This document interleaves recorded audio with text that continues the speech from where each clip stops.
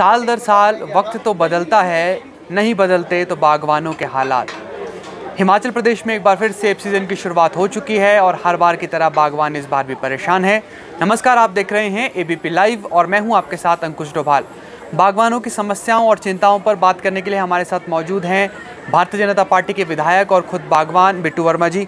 Sir, सेब season की शुरुआत हो गई दोबारा और बागवान एक बार फिर सड़कों पर प्रेस कॉन्फ्रेंस बुला रहे हैं और कह रहे हैं हम परेशान हैं। कभी आड़ती परेशान करता है तो कभी और को कभी कोई और। आप किस तरह देख रहे हैं बागवानों के हालात, आखिर बदलते क्यों नहीं प्रदेश में? आपने बिल्कुल सही कहा है। बागवान हिमाचल प्रदेश में एक महीने से बहुत मुसीबत में है। सेब पौधों में ख़राब हो रहे हैं, तोड़ नहीं पा रहे हैं। उनको डर इस बात का है कि मंडी कभी भी बंद हो सकती है, कभी भी स्ट्राइक हो सकती है और पौधों में सेब खराब हो रहे हैं। और बहुत लोगों ने स्प्रे की हुई है, बहुत लोगों ने और सारे इंतज़ाम किए हुए हैं, पर जो सरकार ने एक माहौल बनाया है कि ज़बरदस्ती कोई कानून लागू करने के लिए, ये बात सही है कि सब चाहते हैं सेब किलो के हिसाब से बिके, बागवानों को ज़्यादा फ़ायदा हो, बागवान उन ज़्यादा रेट मिलने से बागवान खुश होंगे। ये सबका एक सबके मन में ये बात है और भारतीय जनता पार्टी ने स्पेशल इस बात पर ध्यान दिया है कि एक भी बागवान मेरा परेशान ना हो। जिस तरह से कांग्रेस सरकार ने एक बागवानों के साथ धोखा किया है, आपने देखा होगा कि सत्ता में आने के लिए उन्होंने क्या क्या आश्वासन दिए थे बागवानों को।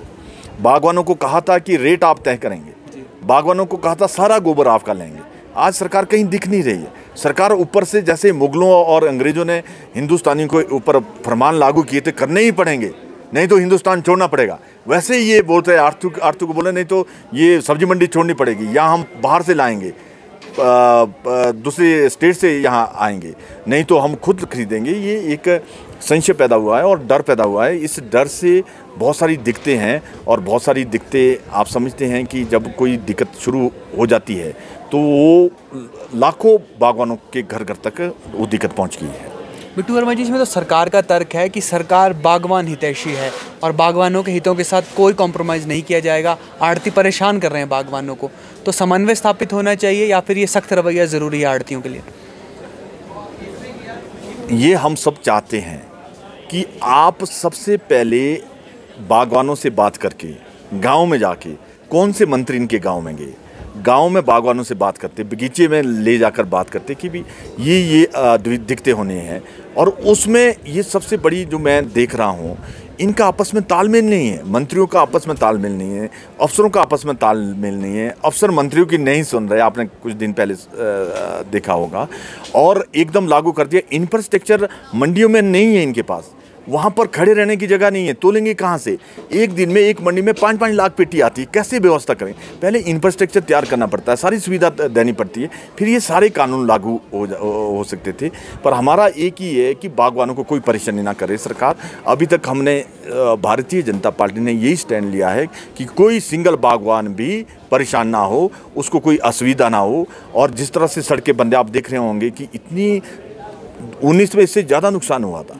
19 में 3 दिन के अंदर हमने सड़कें खोल दी, आज 15-16 दिन हो गए। नेरवा से चौपाल में एम्बुलेंस, मतलब आप हैरान होंगे, पेशेंट को 2-2 हज़ार देने पड़ रहे हैं। मेन सड़क बस के लिए नहीं खुली है। आम गरीब आदमी बहुत त्राही मचा रहा है और बहुत मुसीबत में है। पर सरकार कोई भी, एक भी मंत्री 15 दिन से मेरी कॉन्स्टिट्यूंसी में नहीं गया।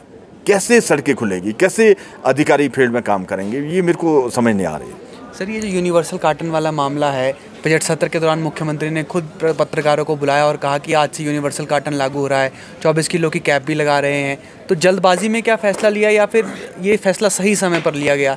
क्या सरकार को रुक कर ये फैसला लेना चाहिए था? आपको क्या लगता है, क्योंकि आप तो खुद बागवान हैं? आप सब जानते हैं कि हिमाचल प्रदेश में कितनी बाढ़ आई है। पूरा बागवान बहुत प्रेशर में, आप सोच नहीं सकते। आप जिसकी 100-200 पेटी होती है, जिसके साल का राशन खरीदना उसी पेटी से, वो कितनी मुसीबत में। ये कोई सैकड़ों हज़ारों लोगों की बात नहीं है, ये लाखों लोगों के इंटरेस्ट की बात है। पर सरकार ने ये देखा नहीं कि लाखों लोगों का इंटरेस्ट है। किसान और बागवान एकदम मतलब बहुत बड़ी पीड़ा में पड़ जाएंगे कि अब क्या करें, सेब तोड़ें ना तोड़ें, मंडियाँ कब खुलेगी, बंद होगी। ये सारी बातें आप मतलब इन्होंने ज़बरदस्ती, हम सब ये बात मानते हैं कि यूनिवर्सल कार्टन लागू होना चाहिए, उसी में से यूनिवर्सल पैकिंग और ग्रेडिंग होनी चाहिए, सब कुछ उस व्यवस्था में होना चाहिए, वेट का भी कैपिंग होनी चाहिए, सब कुछ। पर इमीडिएट फोर्स करना, आज ही लागू होना चाहिए, आज इसी डेट से लागू होना चाहिए, ये कोई डेमोक्रेसी सेटअप में, डेमोक्रेसी देश में ये चीज़ें जनता की विरुद्ध होती है, जनता की इच्छा की विरुद्ध होती है। भूमिका में मैंने जिक्र किया कि बागवानों के हालात बदलते नहीं। सरकार जब आपकी थी, हालात तो बागवानों के तब भी यही थे। सचिवालय के बाहर 5 अगस्त 2022 का वो दिन था, भारी बारिश हो रही थी और बागवानों को प्रदर्शन करना पड़ रहा था। बागवानों का तर्क ये था कि जिस वक्त हमें बगीचों में सेब तोड़ने चाहिए और हमें मंडियों में अपना सेब बेचना चाहिए, हमें सचिवालय के बाहर प्रदर्शन करना पड़ रहा है। तो सरकार में तो आपके भी हालात यही थे बागवानों के। उस टाइम का इशू थोड़ा डिफरेंट था। 2022 उस टाइम ऐसी त्रासदी भी नहीं पड़ी थी, सारी सड़कें खुली थी। भारतीय जनता पार्टी की सरकार में जयराम ठाकुर जी ने कोई भी सड़क, वो शाम को खुद मीटिंग करते थे, सभी एक्शन के अलग से, सभी चुने प्रतिनिधि विधायकों की अलग से, मंत्रियों की अलग से, और फील्ड हर गांव तक उन्होंने अपनी रेंज बनाई थी कि सब गांव के हिमाचल प्रदेश के मेरे को पता लगे कौन सा बंद है कौन सा। इस बार ऐसा कोई मैकेनिज्म डेवलप नहीं हुआ, कोई मंत्री फील्ड में जा नहीं रहा है। उस टाइम का इशू थोड़ा डिफरेंट था, आज का इशू थोड़ा डिफरेंट है। हम उस टाइम भी हमने बागवानों की बात सुनी है, आपको याद होगा, बागवानों के विपरीत कोई भी सरकार ने फैसला नहीं लिया, जैसा बागवान ने चाहा वैसा ही सरकार ने स्टैंड लिया है। बागवानों के विपरीत अगर कोई फैसला नहीं था तो शिमला में सिर्फ आपकी सीट बची भाजपा में, बाकी सब साफ हो गए। तो वजह मानते हैं कि यही रही होगी? ये ओपीएस का सबसे बड़ा कारण ओपीएस रहा है। और भी शिमला डिस्ट्रिक्ट आप सब जानते हैं कि बेस्ड कांग्रेस है। यहाँ स्वर्गीय श्री वीरभद्र सिंह जी 6 बारी के मुख्यमंत्री है, श्रीमती विद्या स्टोक कांग्रेस की रही, बिहारी लाल खाची जी रहे, बहुत दिग्गज नेता कांग्रेस के इस डिस्ट्रिक्ट से रहे हैं। और डॉक्टर वाइस परमार भी हमारे एडजॉइनिंग डिस्ट्रिक्ट से है। सिरमौर और शिमला में ज़्यादा फर्क नहीं है, पहाड़ी क्षेत्र है, भाषा एक है, कल्चर एक है, सब कुछ ये है। इसलिए सिरमौर और शिमला बेसिकली कांग्रेस बेस्ड रहा है और हमने उसमें संघर्ष किया है और बहुत लोग और भी संघर्ष करेंगे।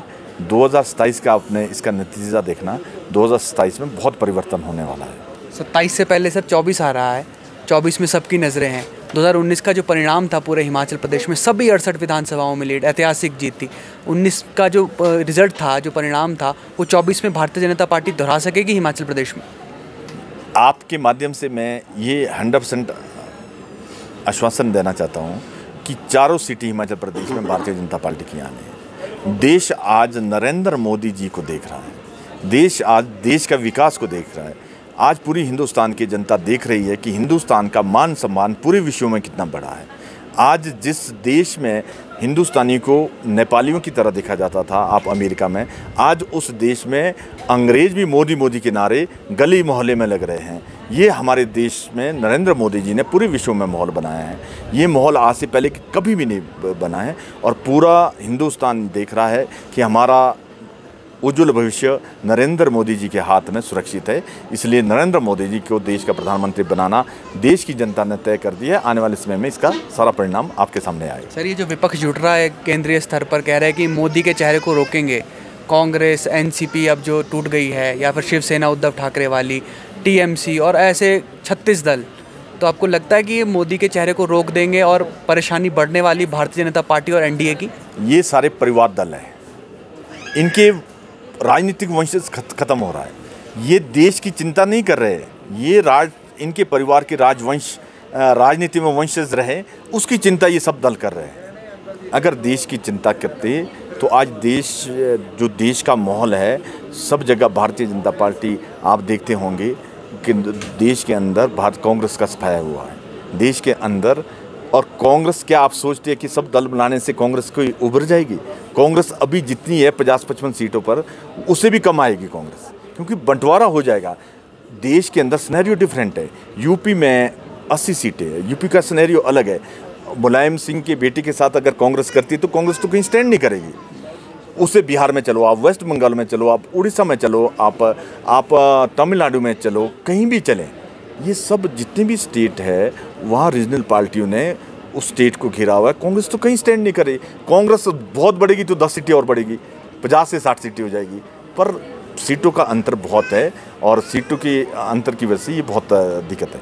सर, आप देश की चिंता की बात कर रहे हैं। एक मैं वीडियो आपका सोशल मीडिया पर देख रहा था, आप चौपाल की जनता की चिंता कर रहे थे और आप कह रहे थे कि चौपाल की जनता ने जो भाजपा को दिया वो भाजपा लौटा नहीं सकी। वो क्या मुद्दा था और क्यों आपको ऐसा कहना पड़ा था सुरेश कश्यप जी के सामने? ऐसा मुझे याद नहीं है कि ऐसा कुछ और मीनिंग होगा उस बात का। ऐसा कोई नहीं है कि भारतीय जनता पार्टी ने इतना बड़ा मान सम्मान चौपाल को दिया है। और आपने देखा होगा अपर शिमला में भारतीय जनता पार्टी का महासू जिले में लगातार कोई भी विधायक नहीं जीता जी। लगातार कोई भी विधायक नहीं जीता। मतलब वेव के अगेंस्ट चौपाल की जनता ने मेरे को जिताया है। और आप देखते होंगे कि शिमला डिस्ट्रिक्ट में, सोलन डिस्ट्रिक्ट में, किन्नौर और लाहौल 4 डिस्ट्रिक्ट में मैं चौपाल की जनता ने मान सम्मान दिया है।